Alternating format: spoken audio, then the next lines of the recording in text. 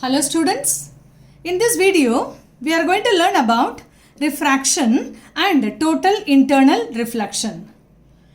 In lower classes you have studied what is refraction. It is bending of light when light is traveling from one medium to another medium. You can see here incident light, angle of incidence. When it comes from air and going towards the glass, then there is refraction and this ray is said to be refracted ray. This is incident ray, refracted ray, and here it is bent towards the normal. You can see the diagram.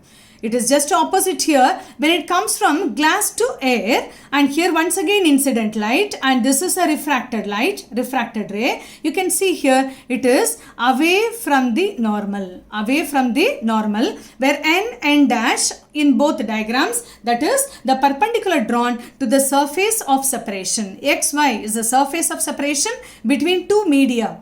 Okay, air you have taken as a rarer medium, and glass or water you have taken as a denser medium. So when light travels from one medium to another medium, there is a bending of light, and this property is said to be refraction, which we have studied in lower classes. This is introduction for refraction.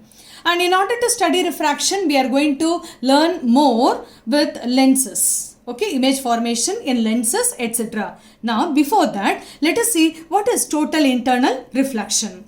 Look at this. Here also light is traveling from one medium to another. Here it starts from denser medium. Here is the incident light. And when it is traveling from one medium to another, that is going towards the rarer medium, the light gets bent in this direction. As we have seen, where we have discussed in this case, it goes away from the normal. Here is the normal which we have drawn. You can see, okay, and it goes away from the normal since it travels from denser to rarer. And when this incident angle, that is angle I, is now increased, okay, compared to this angle, now this angle is increased. When it is increased further, what happens? You see here is the incident light. And this refracted light, it is along the surface of separation. Take XY is the surface of separation. Now, it was in the previous case, it was here. Now, when the angle of incidence is increased, okay, then this refracted ray, it is now lying along the surface of separation, making 90 degree with respect to the normal. At this case, this angle of incidence is said to be critical angle, because at this critical angle, the refracted ray will be perpendicular to the normal, okay, that is lying along the surface of separation. Now, in the third diagram, if the angle of incidence is increased further compared to the second diagram, look at the third. The angle of incidence increases, that is, it becomes greater than the critical angle. What would happen here? There is no more refraction. Instead of the refraction, you can see the light, it is coming back to the same medium. The light has come from denser. Now the light gets reflected back to the denser medium instead of getting refracted. You can see this is incident light. I am writing here incident light, and this is the reflected light which I have written already. So there is no refraction. The entire light is a total internally reflected back to the same, and this phenomenon is said to be total internal reflection. In a simple way, we say it is TIR. Now, what are the conditions for TIR? Okay, under which condition TIR can happen? So, first condition, you have seen that light should travel from denser to rarer. Then only TIR is possible. What would be the second point here? Yes, so this angle of incidence should be greater than the critical angle. Then only there is a TIR. Otherwise, till this step, there is still refraction along the surface of separation. These 2 points are very, very important, where you understand what are the conditions for TIR. Okay, now let us see what are the applications of TIR. Where do we see such applications? This is total internal reflection. So this is very much useful in total internal reflecting prisms. We are going to draw the ray diagrams later in TIR prisms especially. Okay, and we also use it in the form of optical fiber. We are going to learn now optical fiber for communications we use this, and TIR is also useful in this, that is sparkling of diamonds. How is it possible? Because the different cuttings which are done in diamond, okay, that actually functions under TIR, okay, total internal reflection, okay, by seeing what is the angle of incidence, what is the critical angle. Accordingly, the cuttings are made in diamonds, that gives the sparkling effect in diamonds, okay. And number 4, in mirages. These 4 are the applications of total internal reflection. I hope you understood the concept of total internal reflection and the introduction for refraction. Now, let us proceed to optical fiber. This is one of the applications of TIR. So, initially, what is the principle of TIR? What is the principle of optical fiber? So, you will be writing TIR. This is a very important question in board exams for 3 marks. Here it is a structure of optical fiber. You can look at this. Optical fiber, it is a long cable. Okay, it is a long cable made up of high quality plastic or glass, which is commonly used for communication purposes, and various other applications I have written. Look at this diagram, and at the center you have cylindrical core. The cylindrical core which is there, and which is made up of glass or plastic. Its refractive index is mu1, and it is inside one more, okay, here also plastic or glass is there, which is called cladding. That structure over this is the cladding.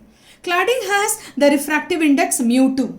For TIR to happen, there should be difference in the refractive index of the two materials which are used, because the light has to travel from denser to rarer. Okay, therefore from denser the light will enter from here. Okay, therefore you can say mu2 is less than mu1, that is mu1 is greater than mu2. Okay, and these two are covered by means of one more envelope, that is called buffer coating. This is for safety and strength of the optical fiber. The entire this core and cladding, they are enclosed in plastic jacket. You can see the diagram here. Okay, this is buffer coating, this is a core at the center, and here is the cladding. This is the entire structure of optical fiber. And now we have to see, we have discussed the parts, and now we have to see what is the working of this optical fiber. The same structure only I have drawn in the form of a cable. Okay, the light that enters, you can see here the arrow, the light that enters. It enters, actually you can see the 2 layers actually here, okay, 2 layers. In this also, when the light enters here, mu1, it enters through mu1, and from mu1, that is the denser, and it goes to the rarer. Okay, this is the condition for TIR to happen. And instead of refraction getting refracted, as we know, internally reflected. Once again the same phenomena at this end also. Okay, denser to rarer, lower, okay, refractive index is outside, higher refractive index is inside. You can see here also higher and lower. And once again TIR is happening at every point of incidence. There you can see TIR, total internal reflection, that happens. And here this is what you can see, the light gets reflected totally, okay, without any waste of energy also. That's very important, because the total energy which is incident, that comes out as such. Okay, this is a working of optical fiber, where the basic principle is what? Total internal reflection. Here is a structure for discussing working of that. You can draw this diagram also when it is asked for 3 full marks. And now let us concentrate for the applications. Where do we use such optical fibers? So we use here for medical and optical tests which are done, okay, diagnosing tests which are done, where it is used as a light pipe. The very important test is nothing but endoscopy, in order to understand or diagnose the internal organs like stomach. Okay, this test is called endoscopy. That is done by using such light pipes called optical fiber. Okay, by using the principle TIR. It is also used in telecommunications for transmitting and receiving signals from one point to another. And in 2D pictures it is used, and in refractometers also optical fibers are used, where to measure the refractive indices of various liquids. And it is also used in photometric sensors, where we can measure the flow of blood to the heart. So this is nothing but here photometric sensors are used, okay, and we have listed 5 important applications of optical fiber. So in this video, I have explained what is refraction, total internal reflection, and one of the applications of TIR is the optical fiber, which is a very important question for 3 marks in board exam, and also its applications. I hope you understood these concepts very well. Thank you for watching.